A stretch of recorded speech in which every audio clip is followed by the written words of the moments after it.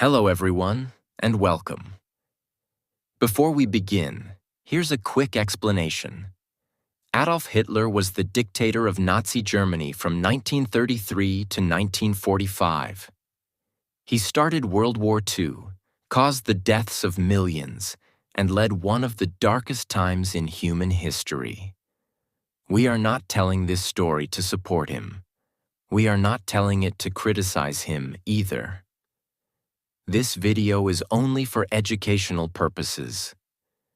To help you learn from history, to help you practice English, and to understand what really happened in his final 24 hours. If you want to know his full life story, you can watch his complete biography on our channel.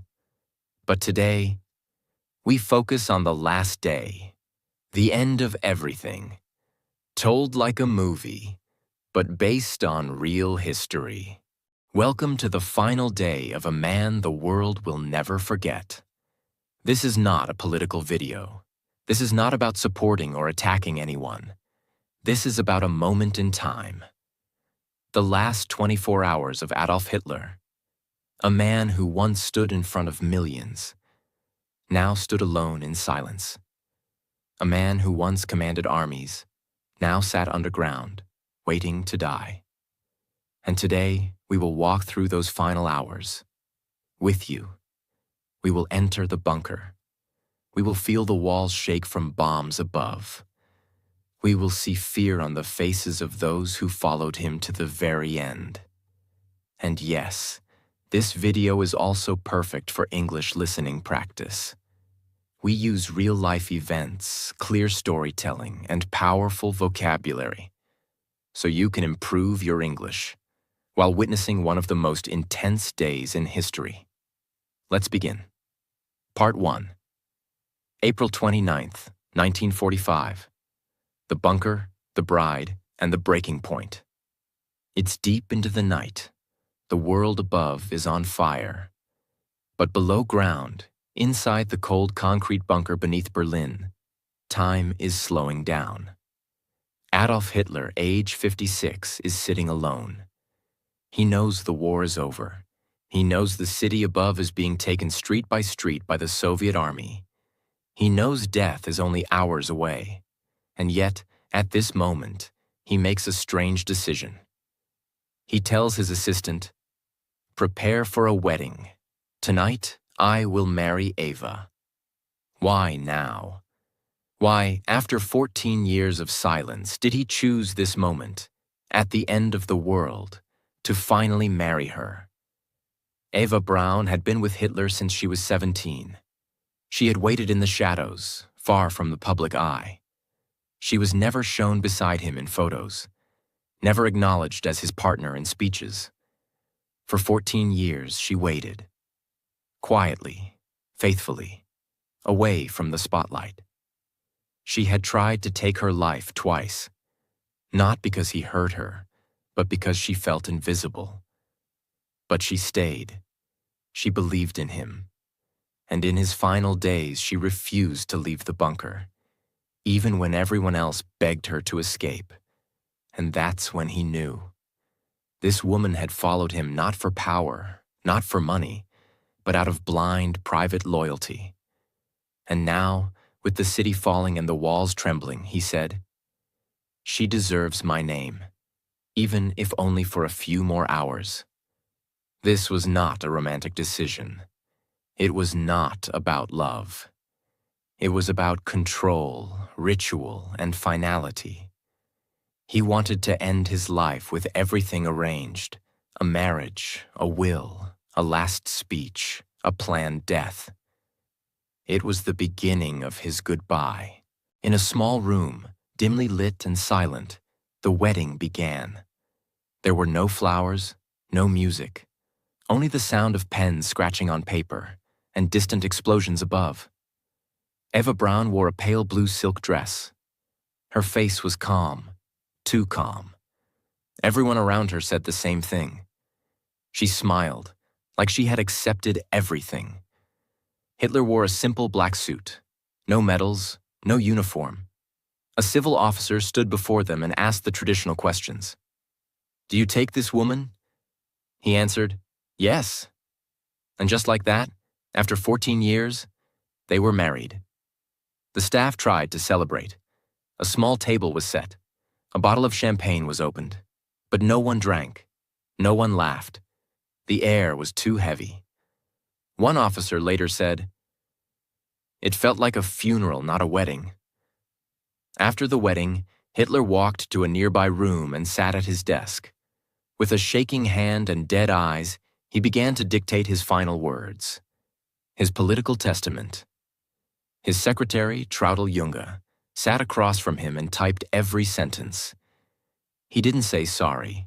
He didn't cry. He didn't admit failure. Instead, he blamed the Jews for the war. He blamed his own generals for betrayal. He claimed history would understand him, though he would not be alive to see it.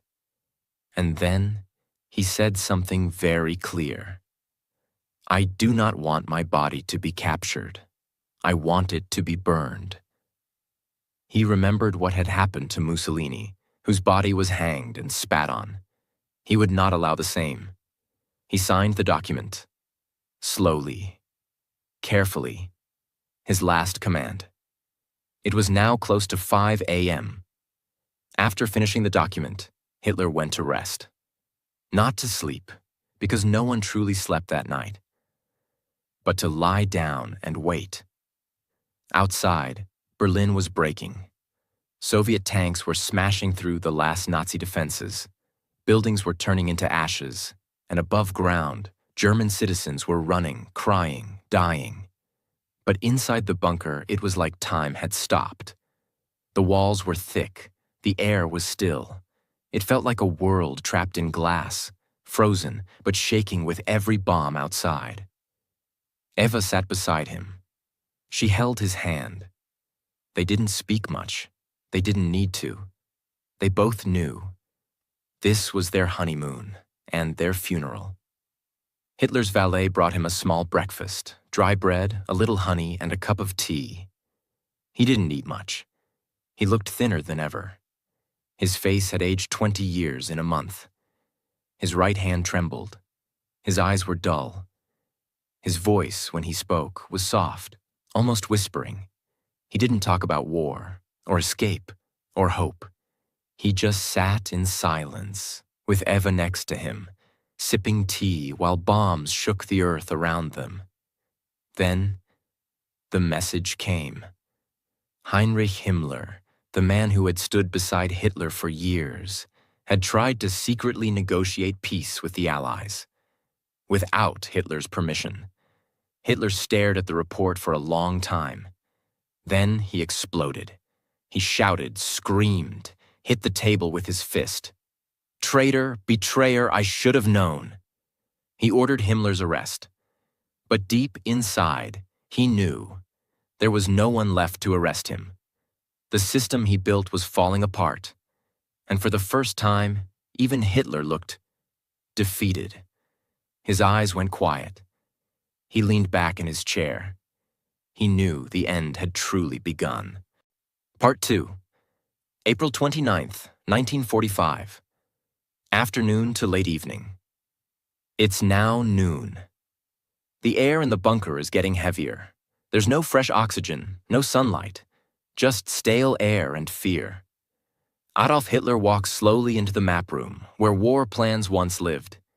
He used to stand there with generals, pointing at countries, commanding troops. But now, the maps are useless. The lines on them mean nothing. The war is lost. The empire is broken. He looks down at the maps, not to plan, but to remember. These were once the maps of victory. Now they are just a graveyard of dreams. He doesn't speak much. His body is shaking. His legs are weak. His personal doctor offers him medicine. He refuses. Because deep down, he knows. This isn't a war room anymore. It's a museum of my failure. Hitler had one companion he trusted more than anyone. Blondie, his German shepherd. She had been with him for years, sleeping beside him, walking by his side. She was loyal, quiet, always calm. But now Hitler calls his doctor Werner Hasse and says something shocking. "Bring the cyanide capsules. I want to test them. On Blondie." Why? Because Hitler no longer trusted anyone, not even the poison given to him by his own people. He believed someone, maybe even those closest to him, might try to trick him, give him fake capsules, and let him suffer. So he ordered the doctor to take one capsule and put it in Blondie's mouth. The dog died within seconds. No sound, no fight, just death. For a moment, Hitler said nothing.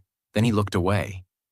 That was his way of confirming, "The poison works. I can use it too." But for many in the bunker, this was the moment everything changed.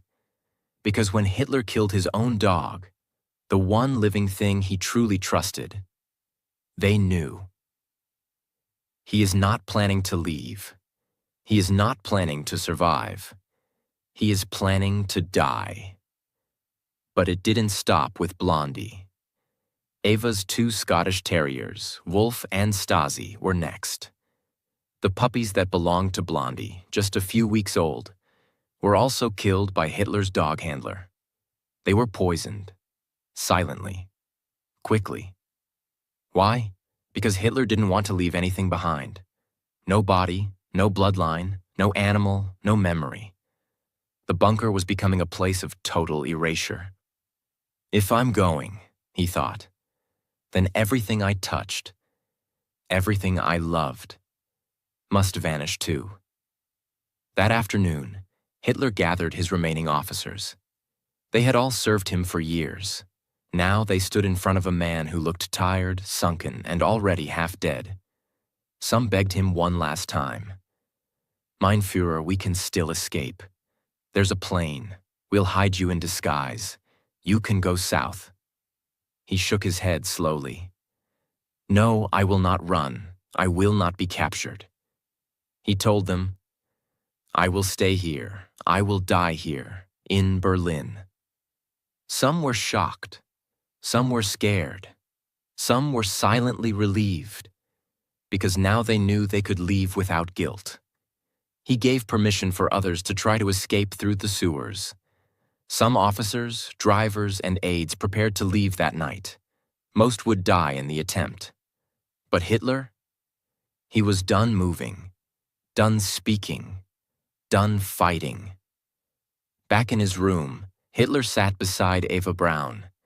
She had changed her clothes, now wearing a simple dark blue dress, no makeup, no jewelry. She had not cried all day. She had not shown fear. She was ready to die. Hitler looked at her and said, "You still have time. You can leave. Go with them. Escape." She smiled gently and replied, "No, I stay with you." It was not love. It was not passion. It was loyalty, cold, blind loyalty. They sat in silence. No music, no conversation, just the distant sounds of Berlin collapsing above. Hitler called his secretaries, his aides, his inner circle. One by one, he shook their hands. He didn't give speeches. He didn't say long goodbyes. He simply said, "Thank you, you may go now." One secretary, Gerda Christian, later said, "He looked like a ghost, but still, somehow, polite." Some wept. Some held his hand longer than they should have. But Hitler kept his face blank, emotionless, calm, as if he were already gone. That moment was the end of a chapter. The people who once surrounded him like a king were now walking away, leaving him alone with his wife and with his death. As strange as it sounds, the night became quiet. Hitler ate a small meal, the same as before, bread and tea. He sat with Eva. They talked very little. Outside, the bombs were getting louder. The Soviets were now just blocks away. Gunfire could be heard above the garden. But inside the bunker, Hitler wasn't moving. He was writing something in his notebook. He wasn't giving orders. He wasn't reading the news.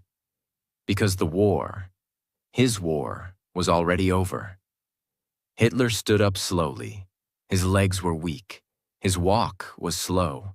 He went to his private bedroom. Eva followed. The door closed behind them.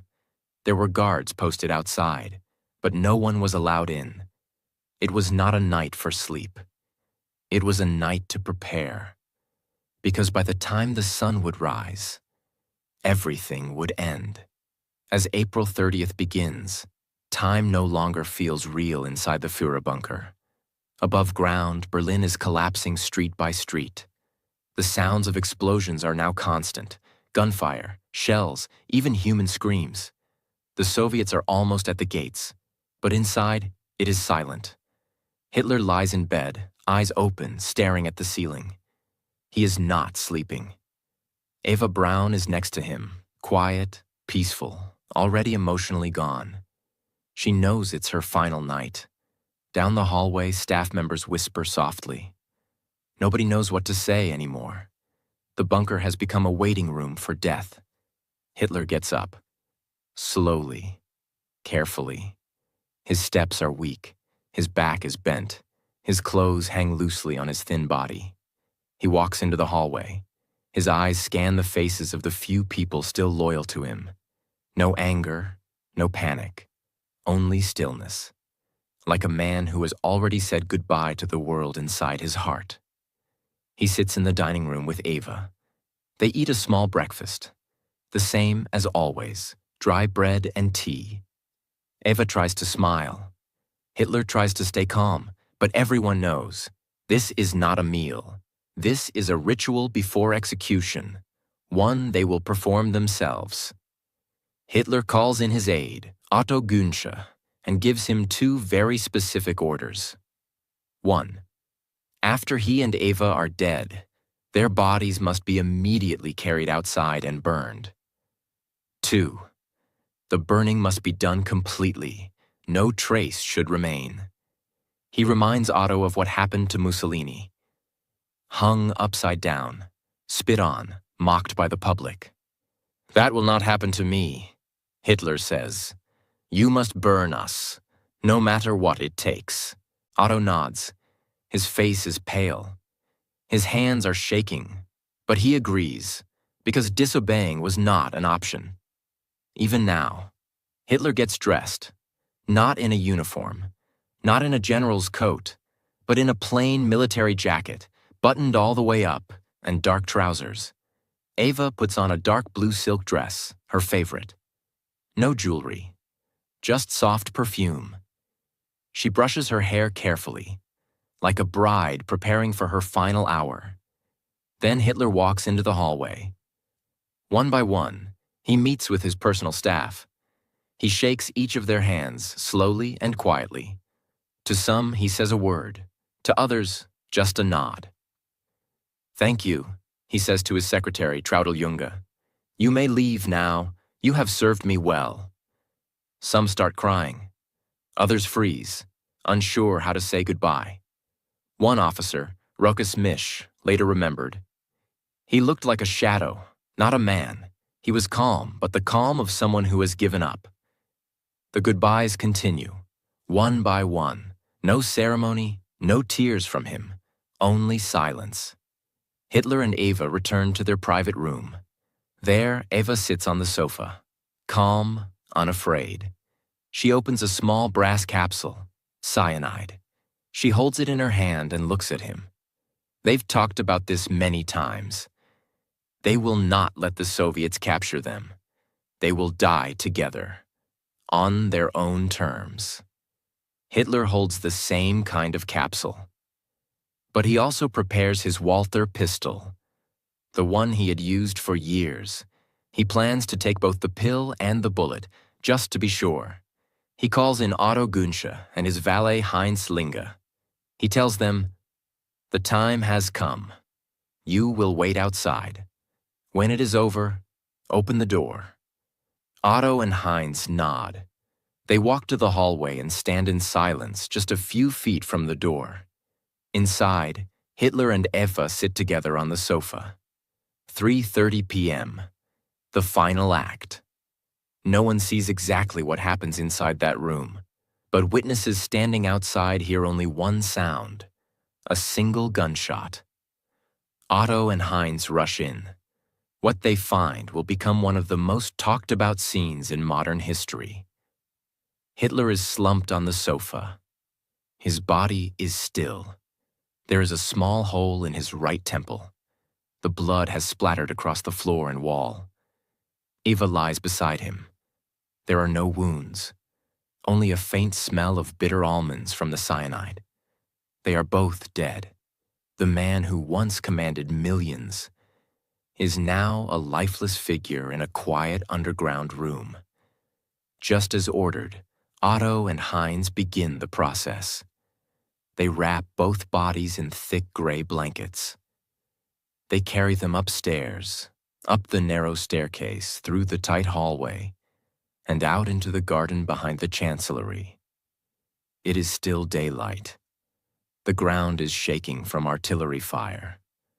The Soviets are only blocks away.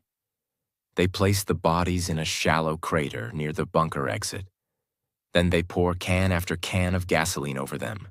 Otto takes a match. He lights it, drops it. The flames rise. The bodies begin to burn. No music, no prayer, no soldiers, no flag, just fire, smoke, and silence. They salute the flames, then run back into the bunker as gunfire cracks overhead. Inside, the remaining staff gather. Otto reports, "The Führer is dead. His body has been burned." There is no celebration, no ceremony, just stunned faces, pale skin, and empty eyes. For a moment, nobody speaks. Then someone says, "It's over." And just like that, everything Hitler built, everything he controlled, everything he dreamed, was now ashes in a garden. Part 3. April 30th, 1945, 4 p.m. onward. Outside the bunker, in the garden above, the bodies of Hitler and Eva Braun are still burning. Black smoke rises. The flames are strong at first, but begin to weaken quickly. Why? Because the ground is soaked with rain and the supply of gasoline is limited. They pour more, light it again, but the bodies do not burn completely. Inside the bunker, people wait in silence. Nobody talks about the future. Nobody makes plans. They just sit, frozen in fear, knowing that any moment now, the Soviets could be at the door. Before his death, Hitler had signed his final political statement. In it, he named Admiral Karl Dönitz as the new leader of Germany. Not Himmler, not Goebbels. Dönitz is in northern Germany. When he receives the message, he's shocked and confused. Germany is falling. The war is over. The capital is lost. But now, he is the head of a dead empire. He immediately begins trying to negotiate peace with the Allies, hoping to surrender to the West, not to the Soviets. Inside the Führer bunker, something is different. The man who controlled everything is gone. There are no more orders, no more leadership, no more future. For the people still there, secretaries, cooks, aides, soldiers, the reality begins to hit. We are not part of a government anymore. We are part of a grave. Some people start packing small bags. They grab warm coats, food, water, and maps. They know they need to escape. They know the Soviets are closing in. They know capture might mean torture or death. But there's one problem. There is no clear way out. Now that Hitler is dead, Joseph Goebbels, the Minister of Propaganda, becomes the most senior Nazi official inside the bunker. He is not surprised. He was there when Hitler said goodbye. But Goebbels has no plans to run, no plans to surrender. He calls his wife, Magda, and says, "We will not leave. We will not live in a world without him." Together, they make a terrifying decision. They will die here, and they will kill their 6 children with them. Their decision shocks even the remaining staff. But nobody dares to argue. While Goebbels prepares for death, others are preparing for escape. A group of guards, officers, and bunker staff start planning routes out of Berlin. Some try to use secret tunnels. Others plan to move disguised as civilians. Some plan to wait until dark and slip out under gunfire. The first group to try, around 20 people, leaves just before sunset. They wear civilian clothes, carry light bags, but above ground, chaos rules. Soviet tanks are rolling in. There are gunfights on every street corner. Fires light up the sky. Only a few escape. Most are killed or captured within hours. Otto Günsche and Heinz Linge return to the garden. They check the remains of Hitler and Eva. What they find is disturbing. The bodies are still partly visible. Some of the skin is burned. The clothes are blackened.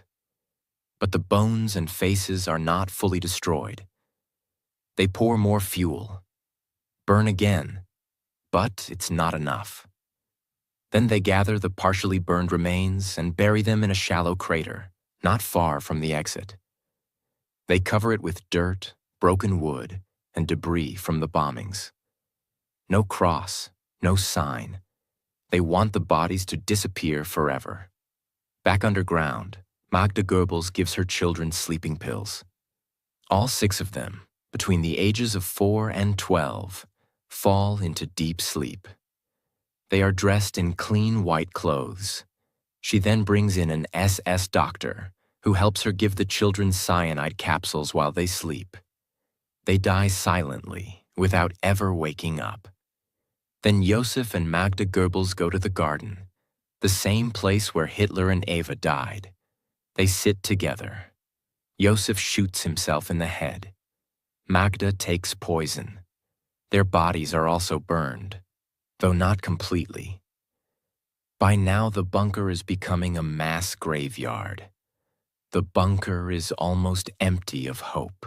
The senior leaders are dead. The streets are overrun with Soviets. The sky is full of fire and gunshots. No help is coming. Some people cry, some drink, some pray. Others sit quietly in their rooms staring at the walls. No one knows what will happen next. But one thing is clear. This is no longer a war. It's just the end of everything. Part 4. May 1st to May 9th, 1945. The bunker is now darker than ever. The man it was built to protect is gone. His wife is gone.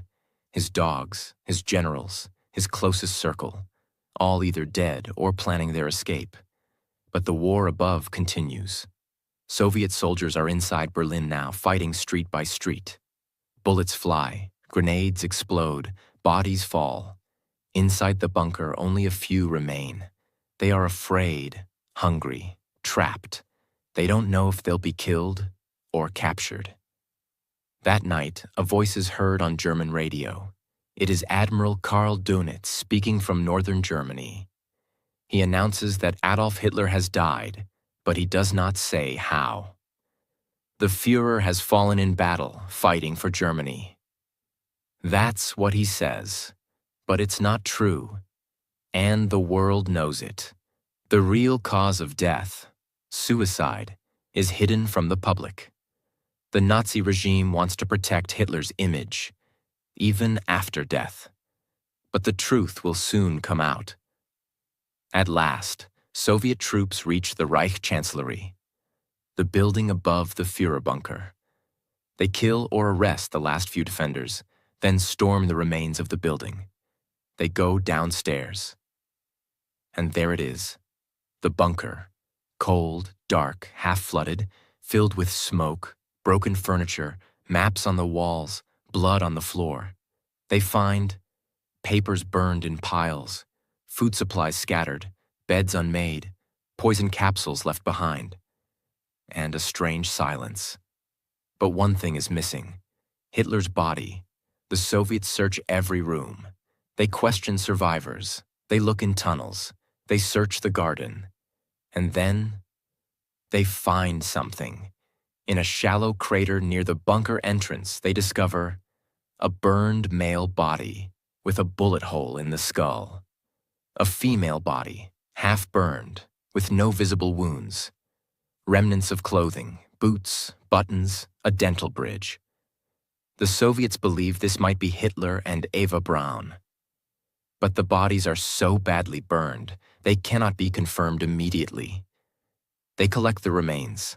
They hide them. They take photographs. They begin secret autopsies. Back in Moscow, Soviet leader Joseph Stalin receives the news. He sees the bodies.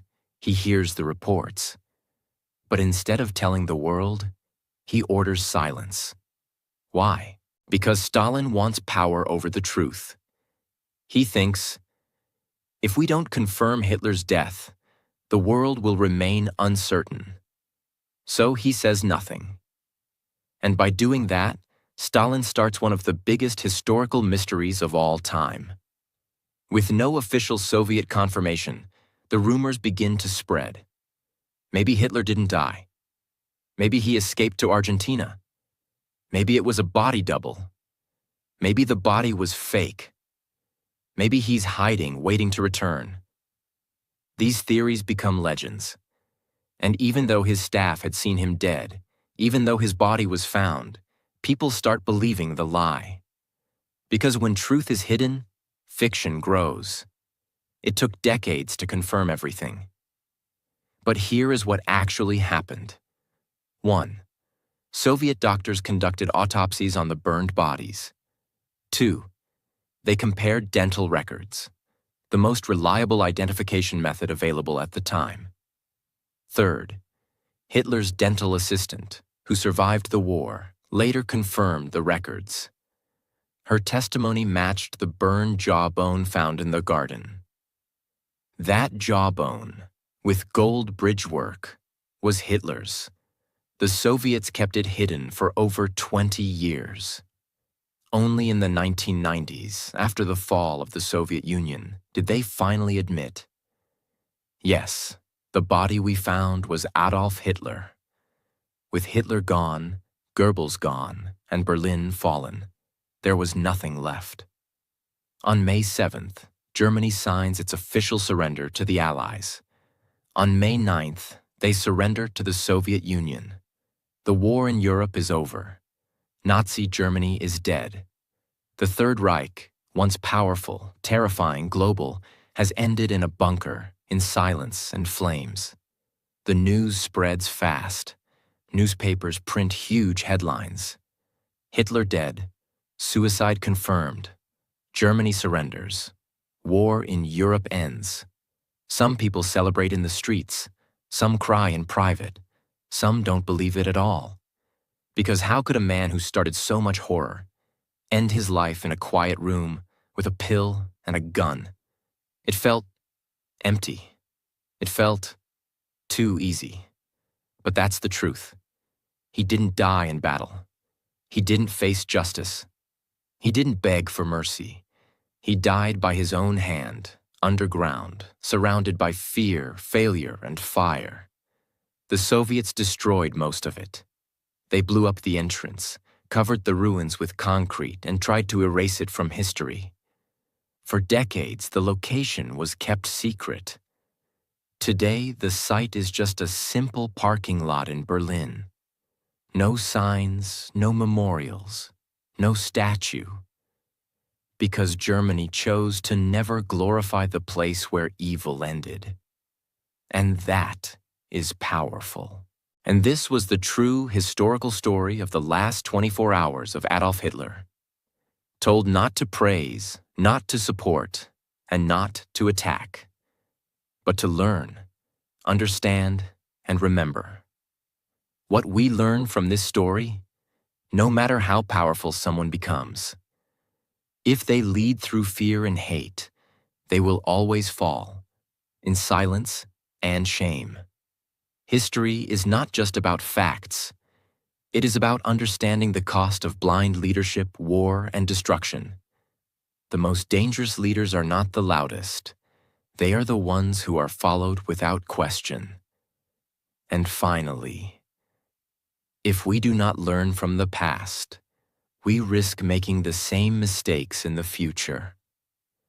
This video also helps you practice real-life English through deep storytelling, emotional vocabulary, and simple sentence structure.